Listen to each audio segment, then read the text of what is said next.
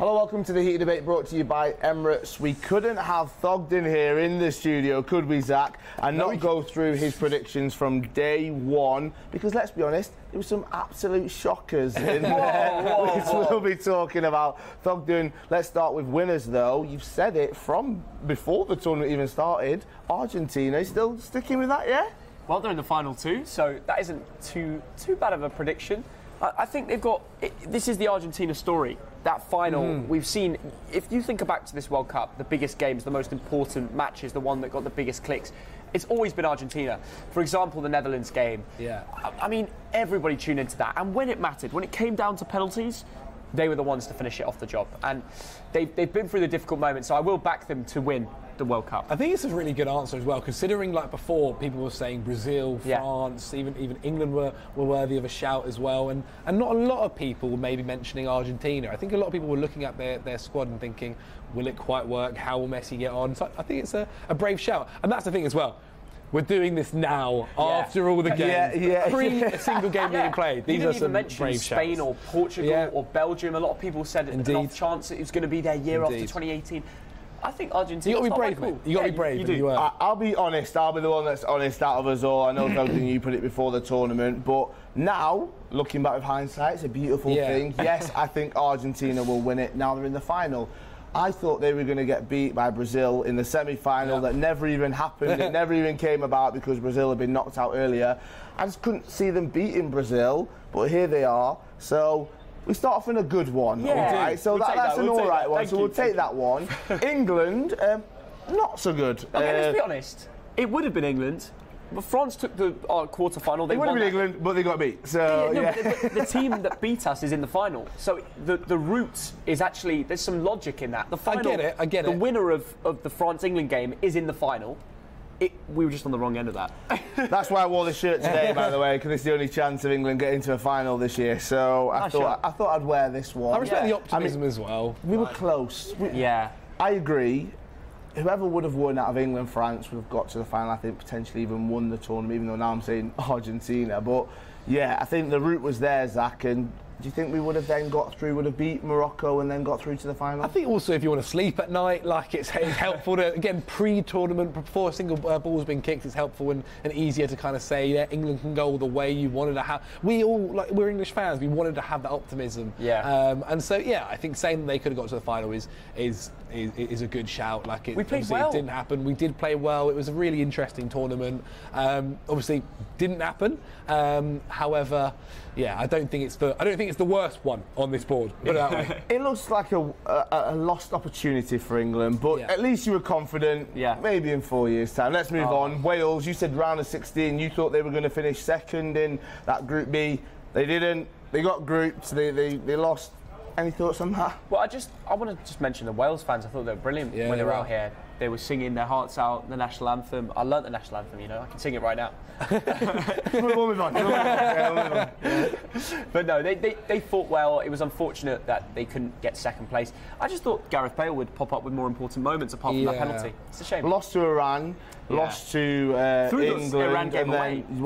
And they drew to the USA. Well, it wasn't exciting. It's weird with Wales because I saw their first game against the USA and their first half against them was really bad, and I was like, oh goodness. But then I saw the second half when they'd made some substitutions, they looked much better, and after that I was thinking, okay, they could really push on from this, and they didn't. But look. The size of Wales to even get to the World Cup was a fantastic accomplishment, and so look, round of 16 again, bit of maybe optimism, didn't quite work out. 64-year wait, maybe they'll get to the next one. We'll see. Let's move on. Golden Boot.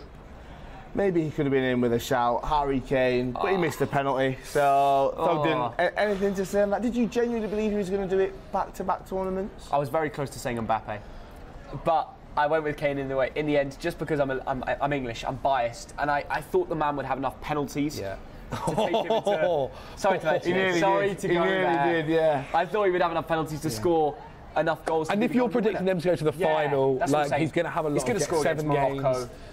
If he scored that second against France, he'd be in the final against Argentina and if he would have scored that penalty, he would have been on 3 goals, 2 more games as well to score another, even maybe score in the final. He would definitely be up there, but he got beat. Do you think, though, there's a question to be said about Harry Kane about starting slow? Again, another tournament. But he dropped deep and allowed Thogden and Saka to have contributions at a World Cup. We haven't seen that on an international stage yet, and Rashford as well. So it's not Kane's fault that he wasn't the top goal scorer. Of course, if he wants to win the Golden Boot, he has to be the out-and-out number 9. But he adapted his game to allow England to get big wins, and we did. And my issue with England is not that Kane wasn't the guy scoring all the goals. There are a lot more other issues before. Isn't that what you want, though, from your main man? Argentina, their main man scoring. France, they've got 2 main men, but Giroud has stepped up their centre forward. But we said this during the time when England was still in the competition, that or at least I did, where it's like, I personally am not that bothered. Like, as long as England are scoring goals, then it's fine. And we were scoring goals. And look, if you want to talk about maybe whether he could have scored the penalty or should have scored the penalty in the France game, that's a different conversation.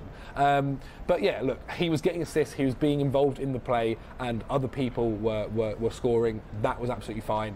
But unfortunately, that second penalty didn't go in the back of the net. Long-term future for England for Kane. Could you see him being in contention for a Golden Boot at a World Cup in 4 years' time when he's 33? Oh, 33, everyone's speaking about it. He'll be involved. I'm not sure he'll be a Golden Boot winner. I'm more looking forward to in 18 months when he plays at Euro Germany. Yeah. That's prime Kane. And he'll have had the experience of the lows.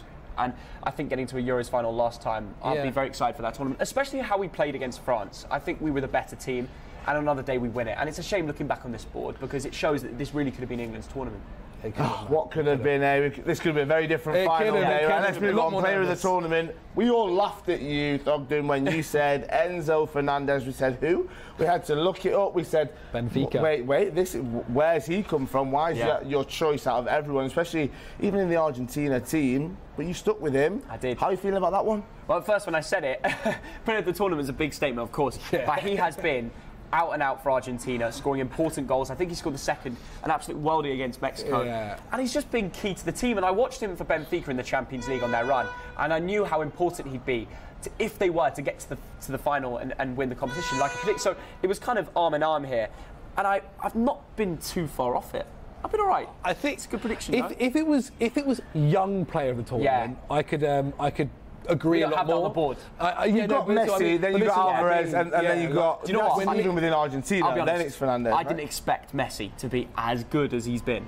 At 35, I watched a lot of games at PSG. I think the other thing as well for being the best player of the tournament, you have to be really with it only being a month and only really being 7 games. The guy that's going to get all the headlines is going to be the goal scorer and going to be the person. So if you'd gone like Lautaro Martinez or whatever, I could have been a bit more like, oh, okay, I see it. Enzo Fernandez is a guy that kind of plays in midfield, central midfield, isn't necessarily getting into the box all of the time. I think it was a really out there shout. It was an out there shout, but I like it. No, it is interesting. He has been really fun, and obviously he wasn't starting originally, then he was. But I mean, when Messi's in that team, I think maybe just take the easy answer. Yeah, just say fact Messi. That you said Argentina were going to win it, and you didn't put Messi as the player of the tournament, you know. You've got to be out there. The people in the comments can have their say on that. Let's move on. I mean, this is... OK, here we go. This is the main one. Well done. Thogden, Thank you. Thank you've you been for shaking my tweeting about this, it feels like, every single week. You shared the clip. You were getting a lot of feedback, let's call it, when you put this one out there. You said flop of the tournament was Ronaldo. People couldn't believe it. This is your chance. People on my How back. do you reflect on that now? A lot of people were hating on me. They didn't they didn't think Ronaldo would have a bag tournament. It was meant to be the Portugal story after he left Manchester United, and it wasn't to be. I got this one right. I could just see it happening from his last few moments he had for Manchester United. The way that ended, it was all a little bit toxic. And also the way he scored a goal and then it wasn't given, and Bruno Fernandes had the goal, and the Portugal FA had to make a statement saying, we want FIFA different camera angles to prove that Ronaldo... But your own teammate scored. Bruno Fernandes has scored. This is what... it all felt a little bit weird. So when Portugal started to win games, I knew they'd bottle it to somebody, and it was Morocco in the end. And look, the flop of the tournament. You said he'd be on the bench as well, by the way. I also mentioned he'd be on the bench. Mate, it's a really strong argument. You got and look, the thing is, there is such a love for Ronaldo, and obviously for what he's done for the game over the past 15 years or so, it's been incredible. You can understand why he has that support, but I think it was brave as well, because going into this, Portugal, people will always assume that he's going to be playing. He's always going to be that leading line for them. Whereas actually, if you look at how things have been over the past 6 months and how he fell out with Manchester United, how things have been going this season for Manchester United and him leaving the club, like, yeah, it wasn't looking positive. It wasn't looking great for them. And even though I think a lot of people weren't willing to accept that, I think he did very, very well then. And I think Portugal are better without Ronaldo and Cancelo as well. And it's a shame that Fernando Santos got the sacking, because really they should be sacking Ronaldo. They should not allow Ronaldo to play again for Portugal. It's just a disrespect. Like, you're not celebrating goals on the bench, you're winning, and you're not clapping the fans. You're the first one down the tunnel. I just think it's a bit of a disgrace. And now Fernando Santos has got the sack. All the eyes are on him for dropping Ronaldo, and that's probably because of the people around Ronaldo. They make the decisions. They want Jose Mourinho in. They want to make him the main man again. I'm sorry, your time is up. You need to let the new boy smash it. Ronaldo obviously views that the Euros is his last chance, surely. So you think in 18 months he's still going to be part of the team? I think Ronaldo still gets called up. I don't think he. Look, I don't know what he's going to be at that point. Maybe he somehow has a revival. Like, I can't predict that. Yeah. But if I was like, just by the way things are, I'd assume he'd get called up, and that would be his last chance. Whether he should be playing in that squad at what, 39? But should he even be in the dressing room? 38? Because if you're not going to give him 90 minutes, it depends. He's just going to be crying. What I will say is that the dressing room's slightly different, because there are basically everybody in that Portuguese squad will have looked up to Ronaldo. Yeah, of course. And so maybe having him there, and we saw that at the Euros previously when they won it, how important he was for them, and kind of being that kind of manager on the sideline when he got injured. And so I can maybe understand why maybe you want to bring him for that side of things. But in terms of this tournament, flop of the tournament, considering what people were saying about them going all the way to the final, 100%. Right, well, from an incredible prediction to two absolute howlers, let's be honest, right? Surprise package, you thought that Denmark were going to do what they did maybe in the Euros, everyone got behind them. Yeah. Didn't quite turn out as well as predicted. I went with the popular answer. I've got to respect the surprise package. If someone wrote down Morocco, I want to see someone clip that. If someone said Morocco for that one, it would have been pretty special. No, Denmark were awful. But I saw the game against Australia, they didn't even care. They were knocking the ball about, and I was thinking, oh my God, I'm going to get roasted. I said this to Sky. They're knocking the ball about. They don't want to score. They don't really care. It's like they wanted to be on a flight home. It was the team were. My friends saw them at the airport. Ericsson going home. They were happy. They were happy leaving early. They didn't come into this World Cup with a mentality to surpass the rounds. They came here and left. Yeah. So why did you go with them then? I didn't know that was going to happen before the tournament. It was on day one. I thought they had a good team. Ericsson. They did have a good team. And there's so many great stories from the Euros with Mæhle breaking through, Damsgaard. None of them did anything this They did, like, looking into it beforehand, they did have a good team, and looking back, you can only make your predictions based on what you've seen. And they had Ericsson playing for Manchester United and playing particularly well as well for Manchester United. Yeah. I think their biggest issue is their striker. They don't have someone quite there like who's able to. Kasper Dolberg wasn't cutting the mustard. But Kasper Dolberg's been 50-50 for a while Ages, now. He started really well, then it's not been going Football so manager well. wonder boy. Yeah, indeed.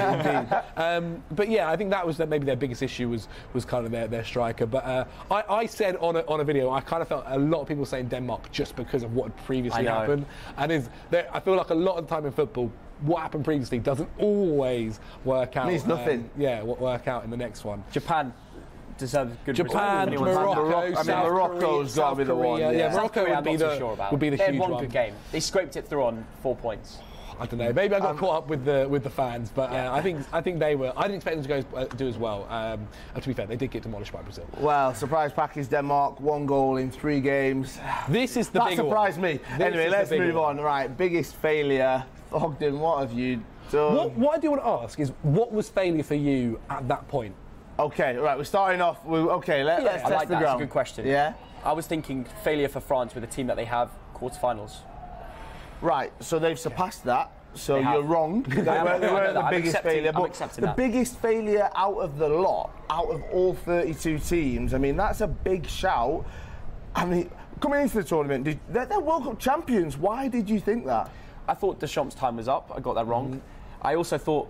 You got everything wrong here, battling out with Karim Benzema, it left a bad taste in the dressing room. We saw that at the Euros when they got defeated by Switzerland. They lost to and went out. Mbappe missed the penalty, obviously, and... But do you know what that really did? What I didn't understand is that built-up experience of low points, similar to England coming into this tournament. Unfortunately, it didn't happen, but I still have very good hopes with England. It built up low points for them to realise, okay, we've seen the best, we've had the worst. Now we can smash it, and they're doing exactly what they did in 2018. I in previous videos before we came out here was saying that I wasn't 100% sure on France, mainly because their World Cup winning midfield, which was so important to them last time, of Pogba and Kante, both weren't here, and that they were putting a lot of. And I was actually really interested to see what they would do. In the end, it was Griezmann who they'd put in, but also really interested to see what they would do with, say, Camavinga and Tchouaméni, and would they be able to trust these guys who haven't experienced this stage of a World Cup, with all this pressure being the previous winners, and how would they deal with that? And so I can understand why there were questions. I probably would have still said they'd get maybe to the semis at least. But look, I think. It's a lot easier to say this now, but even earlier, I'm sitting here and going, I still think France have played that amazing. Well, they could win the World Cup, and this could possibly be the worst shout ever. It's unfortunate because these guys are in the same group. They just switch around. I actually thought in that group Australia would go through in second, which they did. Okay. So respect to myself for predicting a surprise package. Australia get through the groups. They did, but first place was not Denmark. It was France. So Denmark let me down in two ways. Putting France in first, and also not being the surprise package. So, really, I'm going to blame the Scandinavians. Not happy. All right, biggest failure then of the tournament. With hindsight, beautiful thing. We can look back at it. Clearly, not France. Yeah. Who was it? I mean, Belgium. They went out. They did not look good at all. Germany. Yeah. Germany was a big one. Germany's a big one. I think with Belgium. I think actually everyone kind of thought actually the last World Cup was their time. And they finished third in that one. If you look at going into this one, Lukaku was injured, Hazard was past his best. Really, it was only Kevin De Bruyne that you kind of look at and go, he's still the one that looks amazing. And Thibaut Courtois, that was amazing. The defence was really old. I feel like they had so many poor performances as well. They did. Canada, they scraped by. They won that one. And also, coming out in interviews and basically being like, we're too old, this ain't it. Like, they admit defeat beforehand. I think Germany's a big one. I think biggest failure has to be Brazil, though. They were by far favourites to win the tournament, and they blew it to Croatia. It's a good shout. It's a really good shout. To Croatia. If England lost to Croatia again at, what was it, a quarter-final? The semis. Semis last time, yeah. The World Cup, yeah. No, I'm saying when Brazil. Oh, yeah, Brazil was in the quarters, it was. In the quarters. Yeah. If England played Croatia, the same teams right now, we would be saying, we've got to sack Southgate. We need a complete reinvention of how we play. It's a disgrace. Brazil went out, and that team is almost in a golden era. It has the balance in every position. Yeah. So I think they need to be looked at more as a failure. I think that's a good shout. I think that is actually a very good shout. A lot of people were backing Brazil. I think, was it James that had Brazil as winners? As winners, yeah. I think that is worthy of a really good shout. And when they beat Korea and they scored 4 in the space of 35 minutes, everybody was saying, they're going to walk it. Let's give them the World Cup trophy. I think I might have mentioned that in the stadium. I was like, I've never seen anything quite like it. They were pretty special in those minutes. They were. And look, it's penalties as well. Sometimes that's what we mentioned throughout this whole World Cup. We always say is that a little bit of luck needs to go your way. It would have been an Argentina-Brazil semi-final. Right. I think there's no argument which is the worst shout out of the 8 predictions. It's the biggest failure. What's the shout that you're proudest of? Of course, this one. That one. Yeah. Predicting I think you should go if they win. I'd say this one as well. This one is just I've spoken about it so much, but I think Argentina are going to win, and that because there's so many different options. That was obvious to me. Ronaldo flopping. Fair. It was written in the stars. Right. Well, every single person that had a go at Thogden for that flop of the tournament, just say in the comments. You have great ball knowledge, and I'm sorry. I want to see that. let the apologies be as loud as the disrespect was. All right. Zach Thogden, it's been a pleasure looking back at these. I can't believe we started 63 games later. Wow. Here we are looking at the predictions. Thogden, you smashed it, let's be completely honest. This is the Heated Debate brought to you by Emirates. We're here every single match day. This is the final match day though, so of course we had to look at the predictions. Let us know, like the video, subscribe to the channel and jump in those comments.